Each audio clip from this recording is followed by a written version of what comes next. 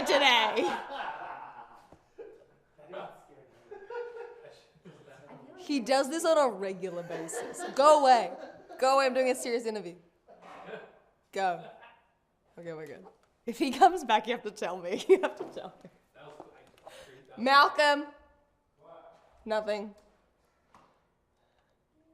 Are you opening that door? He's leaving. Okay, good. Okay, I'm ready. My character, Gia, in the first season, developed a relationship with Rufus, and she was basically the lifeline between them and the time machine in whatever time in history they were, and then back in present day, so I was their cord to bring them back. And that relationship developed with Rufus, and Gia is very much, from the beginning, has been, she's a very strong person and a strong individual, and she doesn't feel like she wants or needs other people's help.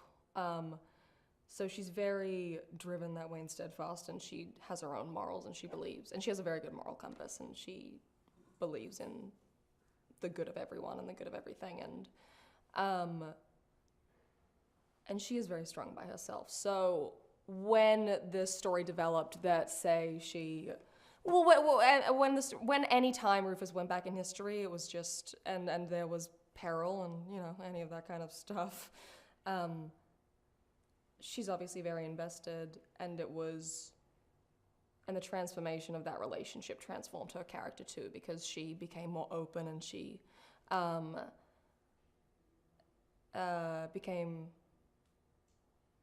let people in. She let these characters in that she was in this situation with. One, because she had no other choice, and two, because it just naturally happened that way. These people became her family. And then in season 2, when we start to see the side effects of Gia time traveling in the lifeboat, we see that she starts to get visions. And that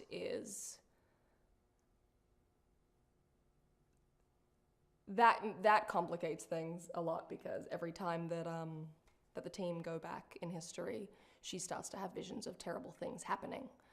And because sometimes when she tells them of her visions, it kind of makes it happen. So it's a very difficult position. And at the end of it, when she starts having visions of Rufus dying,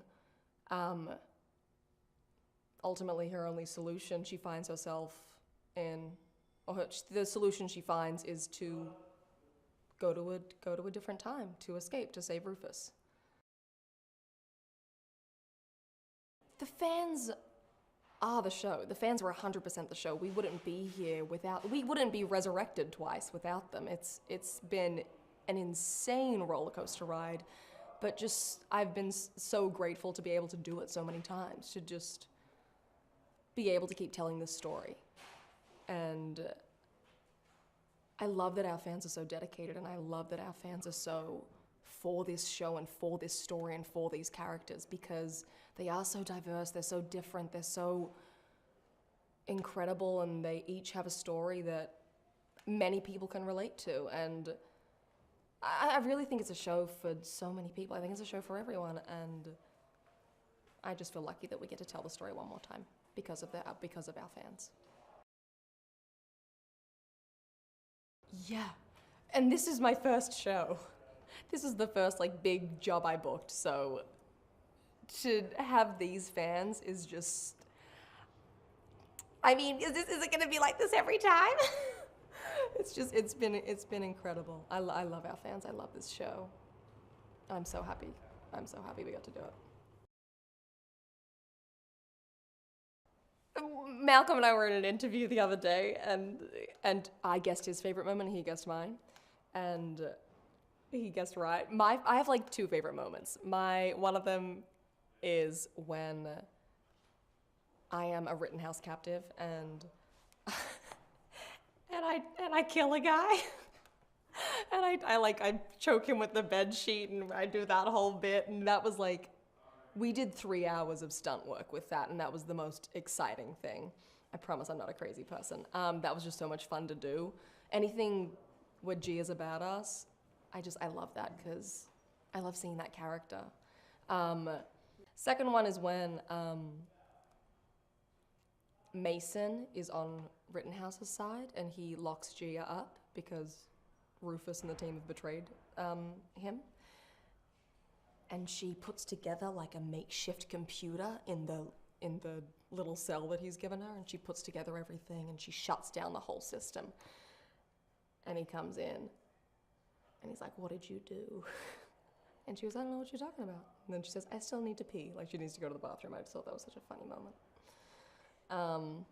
So just any moment where G is about us, really. Okay, things that you are going to see in the timeless finale. A lot of Christmas puns. We travel to 2 locations. One is hot, one is cold. That's as much as I'm giving. So many fan references. Does that make sense? There are fan references. And a happy ending. The fans will be very happy. When I read the script, it felt as though fans wrote it. And I thought that was beautiful. So I think it's going to be great. I love Malcolm. I know Malcolm so much outside of work now that it just complements it so well. Like we're in a theater company together. I was just in his music video. He's going to be in my independent film later this year. So Malcolm and I kind of like, we're not going anywhere. Being on this show has given me some incredible relationships and opportunities with people that I wouldn't trade for anything. And I'm so happy that I get along with my love interest on the show in real life like so well, just like crazy well, because it makes my job so easy. And I love Abby, I love Matt, I love Sakina, I love Patterson, I love Goran. I never see Goran, but I love Goran when I see him. And I think it's been really wonderful, and I think it's so bittersweet right now. That's what I'm overcome with every day at work. I have so much fun and then I feel sad. I mean, oh gosh, I just remember the last episode of season 2 just being chaos and depression for Gia. Like it was just, her world had come crashing down, and I don't think she saw anything outside of that tragedy with Rufus. Because she tried so hard to save his life. She went to the 1880s and lived there for 3 years, and she thought she'd saved him. And so she'd gone through all of this turmoil, and she'd given him up in order to save him, and then in the end it just happened anyway. So she's left at a pretty hopeless place until we see, ta-da, at the end, future Lucy, future Wyatt stepping out of the time machine. I remember seeing that being so surreal as like the actor, as Claudia. I was like, oh my God. And then when we pick up in the finale, what can I say? I don't know what I can say about that. I think it's gonna be one of those things where you're like, okay, what happens next? Okay, what happens next? Okay, what happens next?